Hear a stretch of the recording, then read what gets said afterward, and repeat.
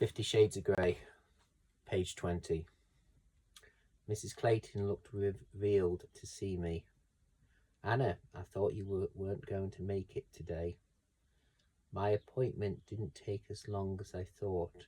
I can do a couple of hours. I'm real pleased to see you.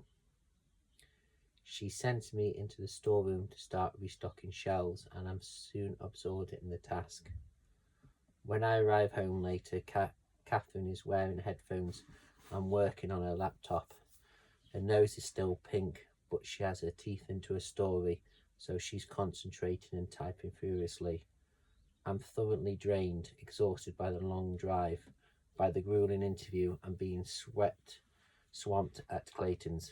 I slump onto the couch thinking about the essay I have to finish and all the studying I haven't done today because I was holed up with him. You've got some good stuff here, Anna. Well done. I can't believe you didn't take him up on his offer to show you around. He obviously wanted to spend more time with you. She gives me a fleeting, quizzical look. I flush and my heart rate unexpectedly increases. That wasn't the reason, surely. He just wanted to show me around so I could see that he was lord of all he surveyed. I realise that I'm biting my lip, and I hope Kate doesn't notice, but she seems absorbed in her transcription.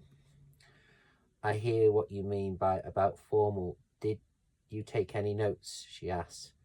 No, I didn't. That's fine. I can still make a fine article with this. Shame we didn't have some original stills. Good-looking son of a bitch, isn't he? I suppose so. I tried hard to sound disinterested, and I think I succeed. Oh, come on, Anna. Even you can't be immune to his looks. She arches a perfect eyebrow at me. Crap. I feel like my cheeks heating, so I distract her with flattery. Always a good ploy. You probably would have a lot more out of him. I doubt that, Anna. Come on, he practically offered you a job. Given that I fostered this on you at the last minute, you did very well. She glances up at me spectacularly and make a hasty retreat into the kitchen. So, what did you really think of him? Damn, she's inquisitive. Why can't she just let this go? Think of something quick. He's very driven, controlling, arrogant, scary, but was very charismatic. I can understand the fascination. I had truthfully hoping that this would shut her up once and for all. You fascinated by a man? That's a first, she snorts. I think gathering the markings of a sandwich so she can't see my face. Why did you want to know if he was gay? Incessantly, that was the most embarrassing question. I was mortified, and he was pissed to be asked too. I scowl at the memory. Wherever he is in society's pages, he's never has a date.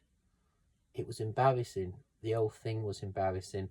I'm glad I never have to lay eyes on him again. Oh, Anna, it can't have been that bad.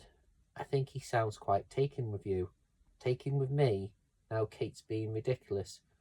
Would you like a sandwich? Please. We talk no more Christian Grey that evening, much to my relief. Once we've eaten, I'm able to sit at the dining table with Kate, and while she works on her article, I work on my essay on the tiles of the Unbearables. Damn, that woman was in the wrong place at the wrong time in the wrong century. By the time I finish, it's midnight, and Kate has long since gone to bed. I make my way to my room, exhausted but pleased I have accomplished so much for a Monday. I curl up in the white iron board, wrapped my mother's quilt around me, close my eyes, and instantly asleep. That night I dream of dark places, bleak cold white floors and grey eyes. For the rest of the week I throw myself into studies and my job at Clayton's. Kate is busy too, compiling her last edition of the student newspaper before she has to accredit it to the new editor while also cramming for her finals. By Wednesday she's much better, and I no longer have to endure the sight of her pink flannelled with too many rabbits. PJs. I call my mum in Georgia to check on her, but also so she can wish me luck on my final exams. She proceeds to tell me about her latest venture in candle making. My mother is always about new business ventures. Fundamentally, she's bored and wants something to occupy her time, but she has the attention span of a goldfish. It'll be something new next week.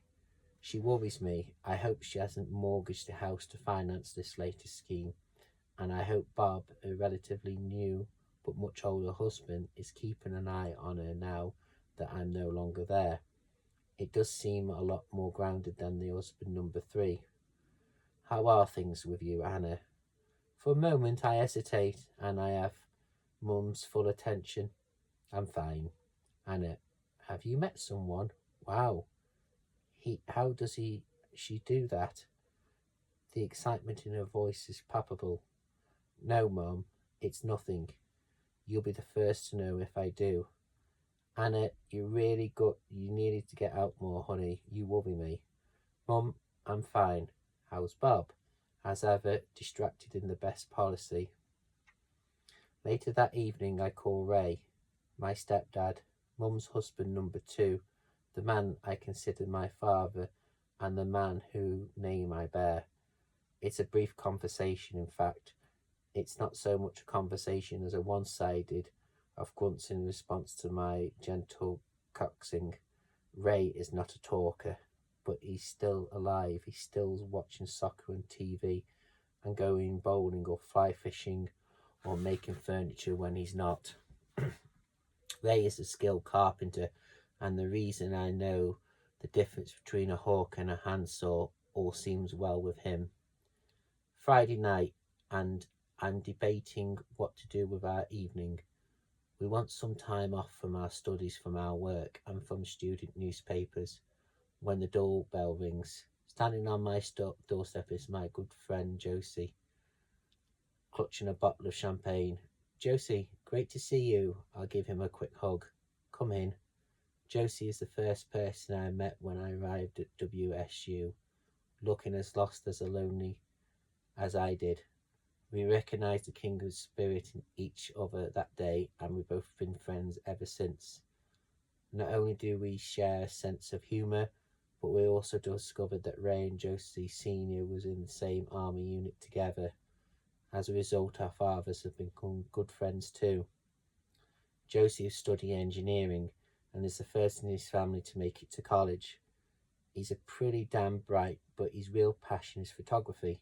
Josie has a great sense of taking a good picture.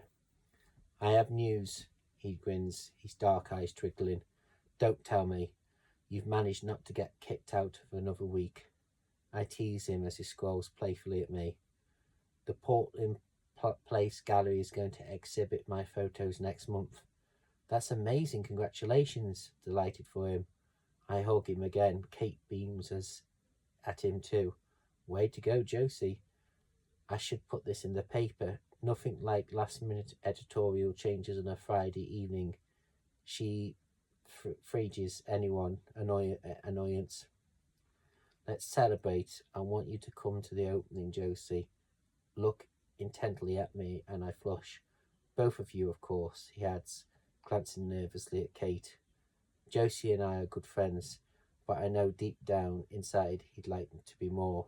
He's cute, funny, but he's just not for me. He's more like a brother I never had.